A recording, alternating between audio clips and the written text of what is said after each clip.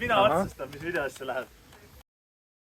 Tere Kiltsile, 30. august, Luxury Motors No Oil Racing Finals.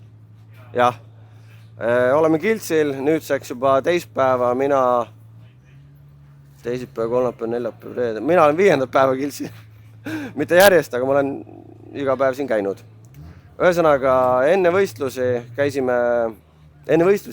teisipäeval tuli Soomest Jari, tõi meile uued tagamordid, tõi meile uue pidurdusvarju ja uued rehvid. Nii et suur tänu läheb CRT Pro Race'ile Soomest. Aitäh, Jani!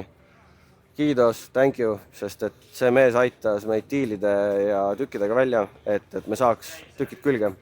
Jari jõudis garaaži, panime mordid külge, tegime viimased piustipesu ja mis mingid veel nipet-näpet asjad. 4 linki muutsime, tulime testima, tegime 5 runni ja 5. run oli juba täitsa okei.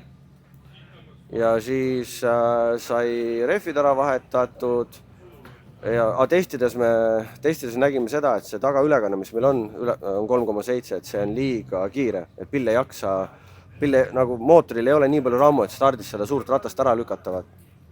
Ja siis sai Ivo Soldanit lunitud, et tema oma uue auto ehituselt laenaks oma third memberit ülekandega 4.11 ja siis tuli õnneks välja, et see sobib ja sai see külge pandud, sai sinna ehitatud kardaani kiiruse andur, mille Intar MV lõikas põhimõtteliselt ootetööna välja, et Intari boss ise ütles ka, et kui on vaja, siis on vaja, võidusõit on võidusõit.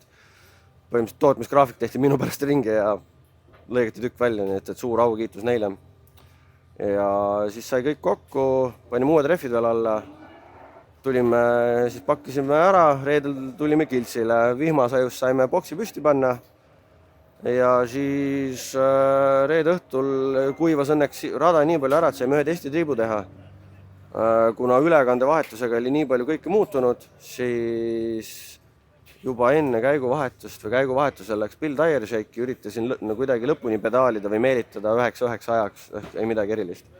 Aga vähemalt nägime, et auto läheb stardis otse peale kõiki muudatusi ja tegime uue 60-feet'i rekordi 1,23. Muudest numbritest pole pointi rääkida, sest nagu ei olnud muid numbreid. Siis siin chillisime, kuulus driftisõitja Kevin Luige koos oma bändiga tuli meile külla. Kevin on seal kohe, näed. Kevin lehvita rahvale. Ja siis Urmo Audi tahab arvamust avaldada. Ma räägin ka temast kohe varsti. Ja siis oligi, täna tegime muudatused ära, eile õhtul veel aitasin Veljo mehaanikul Andresel, kes on meie käigukasti eest hoolitsenud, aitasin tal Veljo kasti lapata seal koos Makaga ja siis sõime ja chillisime ja oli niisama mõnus. Täna me oleme suht suure bändiga väljas, on siis 32, Maka on rullikaga, Sven on oma 153-ga, Urmo on oma RS3-ga ja Harli tuli Sierraga. Harli sõidab lausa 2 klassi, sõidab superklassi ja kiire Sierra klassi. Ja tegelikult sõpru-tuttavaid on hästi palju meil siin boksi ümber. Et nüüd täna sai kvalli esimene ring ära sõidetud. Paraolümpia, sest et Veljo ei saanud üldse midagi tehtud ja Andres Milleri auto pole siiamaani käima läinud.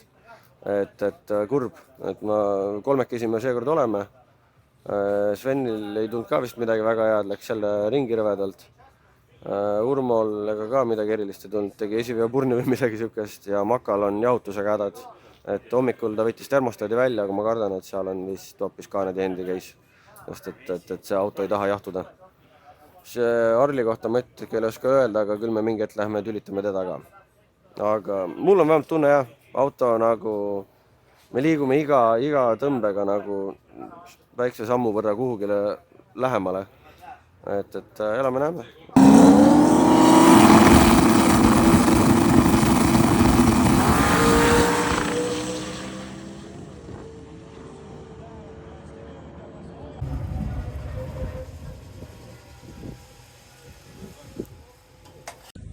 Mis juhtus? Lihtsalt küll ema teeb kohaseks. Kes ära lõhkus? Mina. Reiks ikka. Nurka? Kes meil lõhuvad asju? Reigo ja Tupsu. Need remondivad, noh. Mina lõhun raja peal. Praegu on asi on päris hea tegelikult. Meil on jupid käes. Palun. Kokku, noh. Nii egoistlik.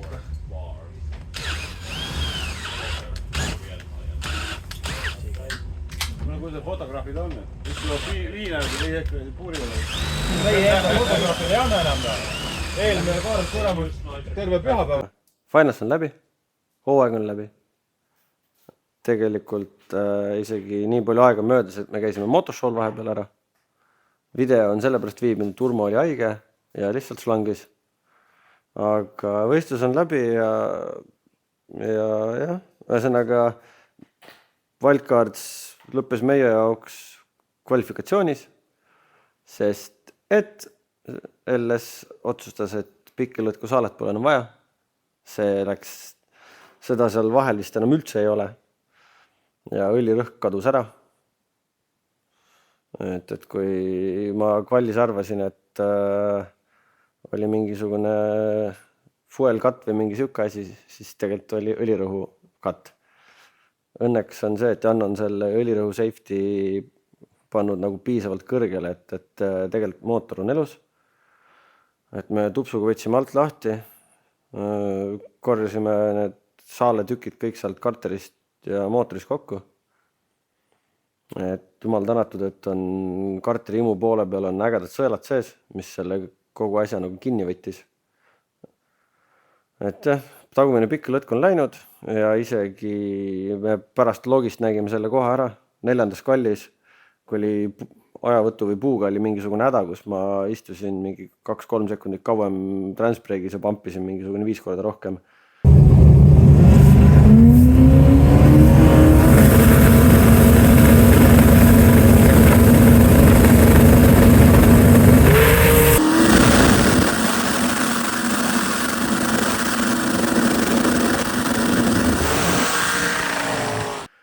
Siis sellel hetkel selles sõidus juba õlirõhk kukkus piisavalt palju.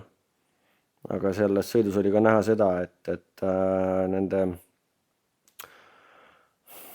mingite kohtade jõnksude asjade peal turbiini rõhk hüppas üles-alla 3 ja 10 barri vahel. See on normaalne löögid väntvõllile, mis siis seda pikkilõtku saalet lävitasid.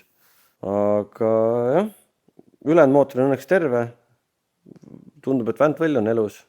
Sellele on ka hea meel, et see mootor sai inetult piina, nagu inetult piina. Janno õnneks lõpuks allus ja ikka tõstis seda turborõhku päris isuga kogu aeg juurde. Ja selle poolest ta vähemalt mootor terveks. Käigust on jumala ja ega oligi.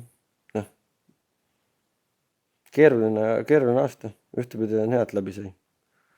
Et eesmärk 7-sse saada on hetkel kaugemal kui eelmine aasta. Et kui eelmise hooaja lõpus oli kõik positiivsust ja sükest rõõmu täis, et 8-4 ja see 7 ei ole enam üldse kaugel, siis selle aasta parimaks jäi 8-9. Isegi kohe rohkas selle peale. Soomes oleks kova peale ära teinud.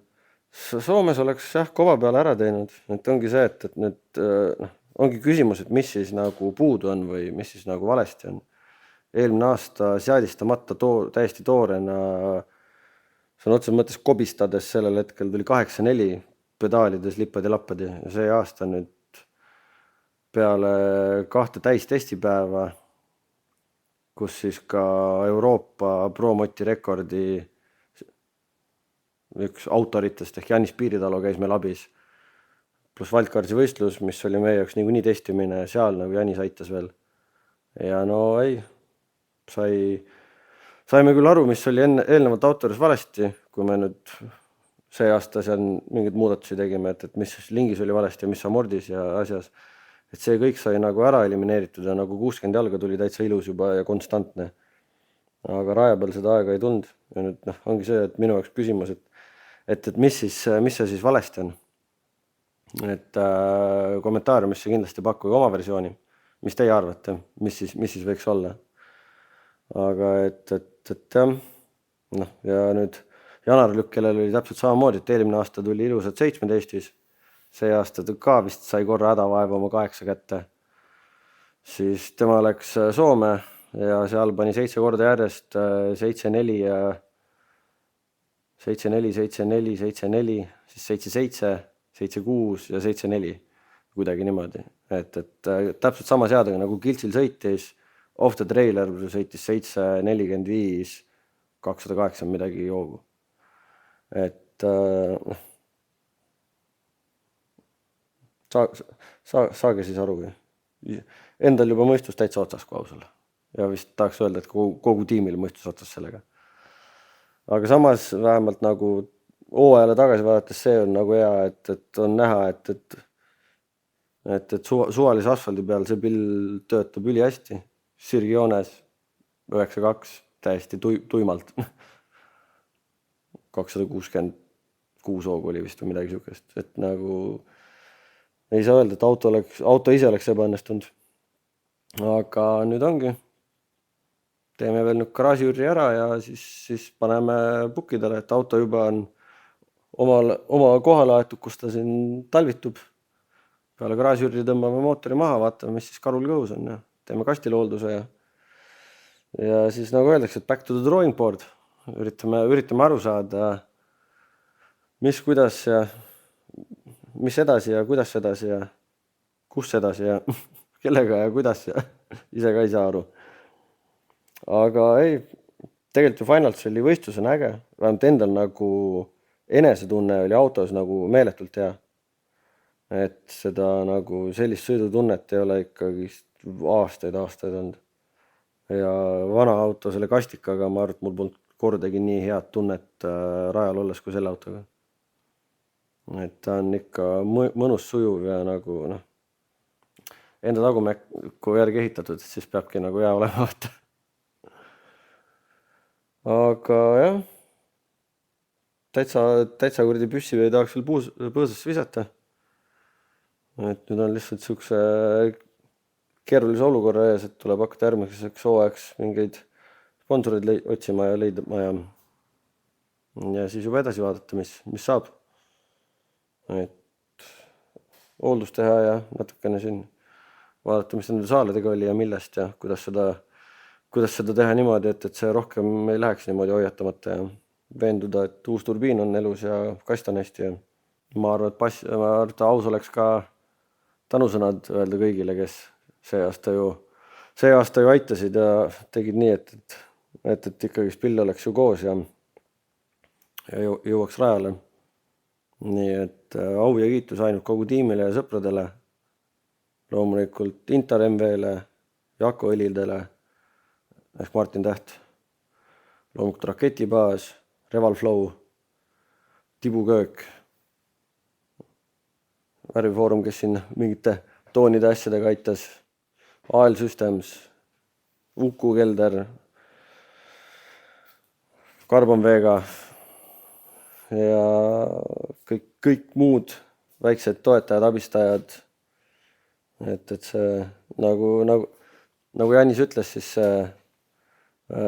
süüdlaste nimekiri on siin ja seda me siit maha ei võta, et kõik abistajad, kes juurde tulevad, kõik läheb sinna kirja ja eks siis vaatame, üritame nüüd Soome Janile need refid ka ära tasuda kuidagi veel ja siis saame hakata off-seasoni plaane mõtlema.